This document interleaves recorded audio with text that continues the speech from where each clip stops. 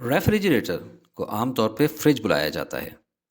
Refrigerator एक ऐसी device है जो कि अपने अंदर पड़ी हुई चीज़ों का टेम्परेचर या तो सराउंडिंग्स के टेम्परेचर के बराबर मेंटेन रखता है या फिर उससे भी कम रखता है, ताकि अंदर पड़ी हुई चीज़ें ठंडी रहें। इसलिए लो टेम्परेचर वाली जगह जो कि फ्रिज के अंदर का हिस्सा है में से हीट को फ्लो करना होगा बाहर वाली सराउंडिंग्स को।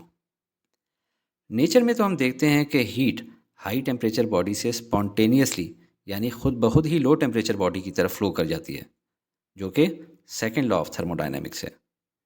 जबकि कोल्ड से हॉट ऑब्जेक्ट की तरफ आना पॉसिबल नहीं। इस रिवर्स प्रोसेस को करने के लिए रेफ्रिजरेटर यूज़ हो जाता है, जो कि समर्स में कूलिंग के लिए और विंटर्स में हीटिंग के लिए यूज़ होता है। बिल्कुल वैसे ही जैसे कि रिवर्सिबल एसी, और हीटिंग के लिए इसको हीट पंप कहते हैं। अब अगर इसकी डेफिनेशन को देखें, वो डिवाइस जिसमें वर्किंग सब्सटेंस अपना साइकिल हीट इंजन के ऑपोजिट यानी रिवर्स में परफॉर्म करे, उसे रेफ्रिजरेटर कहते हैं। तो ज़रा हीट इंजन की डायग्राम रिवाइज कर लेते हैं। हीट इंजन हीट सोर्स को, जो कि हाई टेम्परेचर रिजर्वायर है, से हीट एब्जॉर्व करता है और आउटपुट में वर्क परफॉर्म करके देता है, जबकि कुछ हीट को रिजेक्ट कर देता है हीट सिंक की तरफ, जो कि लो टेम्परेचर रिजर्वायर है। रेफ्रिजरेटर इसका उलट है, इसका रिवर्स है, और इसमें जो वर्किंग सब्सटेंस यूज़ होता है उसे कहते हैं रेफ्रिजरेंट।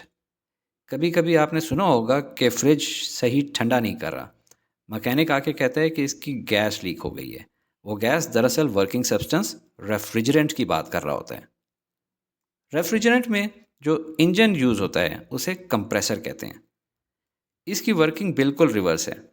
लो टेम्परेचर रिजर्वायर से कुछ हीट रिमूव करता है, यानी फ्रिज के अंदर से उस पर कंप्रेसर कुछ वर्क परफॉर्म करता है और हीट Q1 को रिजेक्ट कर देता है हाई टेम्परेचर रिजर्वायर की तरफ, जो कि एटमॉस्फेयर है। और ये काम फ्रिज बैक वाली साइड पे लगे हुए रेडिएटर पाइप से लेता है। रेडिएटर का काम है लो टेम्परेचर रिजर्वायर से जितनी ज़्यादा हीट हो सके उतनी वो बाहर निकाले, कम से कम वर्क के साथ। इसकी इक्वेशन बनती है Q1 is equal to work plus Q2। अब चलते हैं कोफिशिएंट ऑफ परफॉर्मेंस की तरफ, जिसको एनर्जी रेशियो ऑफ रेफ्रिजरेटर भी कहते हैं। कोफिशिएंट ऑफ परफॉर्मेंस और energy ratio of refrigerator. Heat engine की परफॉर्मेंस उसकी थर्मल एफिशिएंसी से मेजर की जाती है कि कितना एफिशिएंट है, output divided by input. Refrigerator के केस में कूलिंग एफिशिएंसी बनेगी हीट रिमूव्ड यानी गर्माइश को बाहर निकालना डिवाइडेड बाय वर्क डन, जो कि इक्वल है Q2 divided by work done. Work done यहाँ से निकल आएगा Q1 माइनस Q2। तो ये हम लिख देते हैं Q2 oblique Q1 minus Q2। इसको नीचे लिख लेते हैं। अब देखें, आइडियल गैस में एब्सोल्यूट टेम्परेचर डायरेक्टली प्रोपोर्शनल होता है average kinetic energy of its molecule के, जो हीट पे डिपेंड करता है। लिहाजा Q2 ओवर Q1 को हम लिख सकते हैं T2 ओवर T1। अब जहाँ जहाँ Q है उसको T से रिप्लेस कर देते हैं।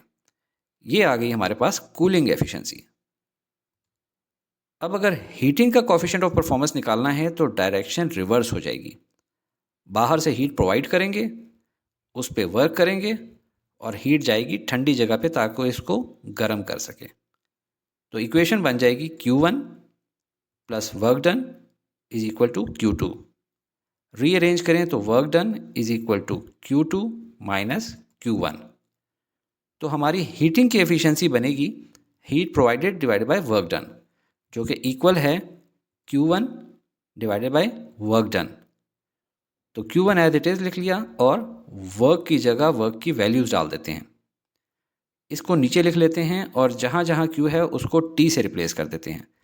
तो ये आ गई हमारी हीटिंग एफिशिएंसी।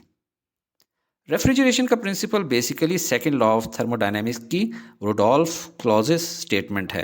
रुडोल्फ के आर से हमने याद रखा था कि रिवर्स काम की बात करता है कि it is impossible to cause heat to flow from a cold body to a hot body without the expenditure of work.